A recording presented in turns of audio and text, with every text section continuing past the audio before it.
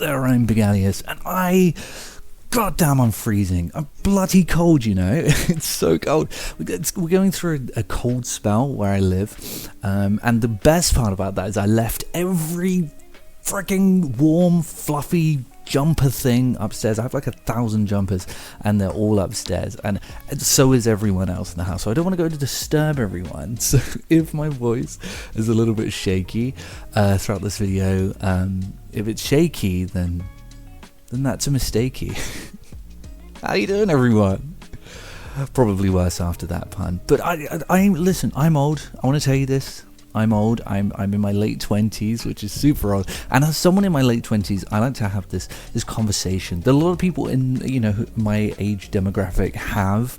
We're very pandered to right now in terms of nostalgia, so we're kind of being a bit petulant. We want these 7th gen shooters back. I get the sense that this is happening. Every shooter, as a matter of fact, every game now is like this huge open world, and you have to like find your own fun, and you go over here, and there's like an outpost here, and you have to take the outpost. And we miss those games where it was like, here's a gun, you're here, go be over there for a bit. Go over there. Oh, also there are enemies along the way, so you're gonna have to shoot those guys. And we miss these shooters because they were always fun. Like, there was always something to do. You didn't have to make your own fun. It was curated for you, and there was always something going on. And I miss that, which is why I cannot believe that I missed this game. This is Wolfenstein: The Old Blood, and it is bloody amazing. It is absolutely excellent, and I absolutely love this game. I definitely, straight off the bat, absolutely recommend this game. But like I said, it's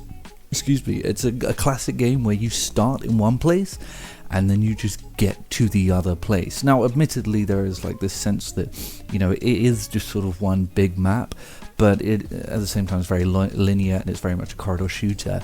And like I said, there is always something happening, or like you're always figuring out where to go by like jumping up these ladders and stuff like that. But most of the time you're just shooting shit and you're going absolutely nuts. Like I said, it's all set in this castle, and sort of hankering back to the old Wolfenstein days.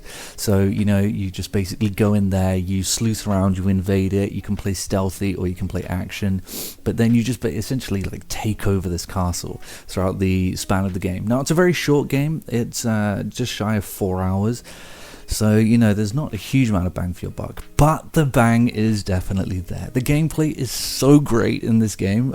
It's essentially your typical modern day Wolfenstein gameplay. For anyone who doesn't know that, Machine Games have sort of nailed Wolfenstein gameplay.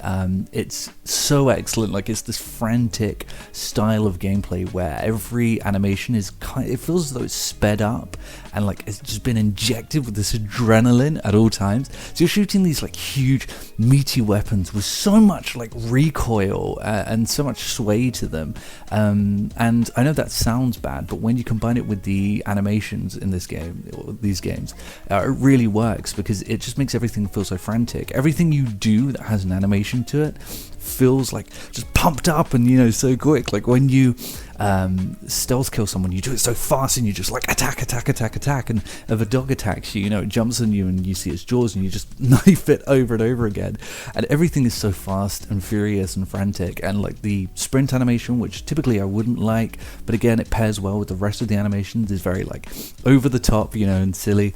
All of the weapons are just huge and meaty and powerful, and you take them down, and there's a weapon wheel, you have dual wielding.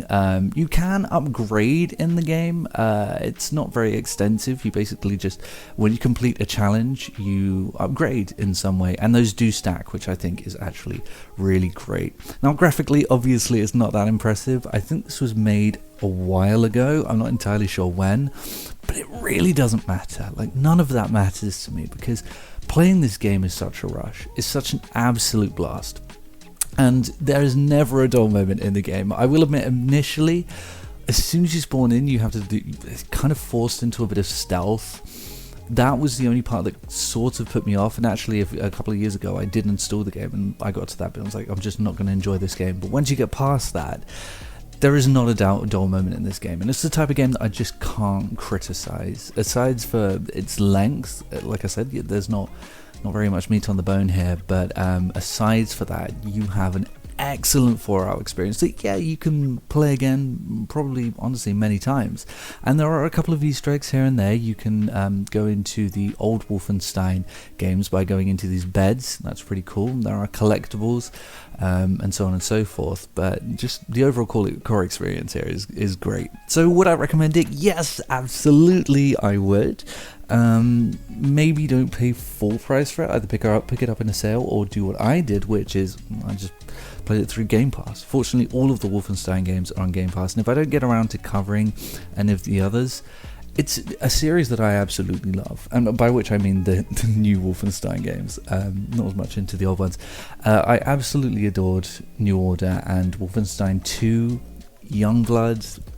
Okay, not quite so much, but this one, I absolutely loved it. I had a fantastic time with the Old Blood, and I think you would too. So give it a shot, and I guess I'll see everyone friggin' later, man. I'm so cold.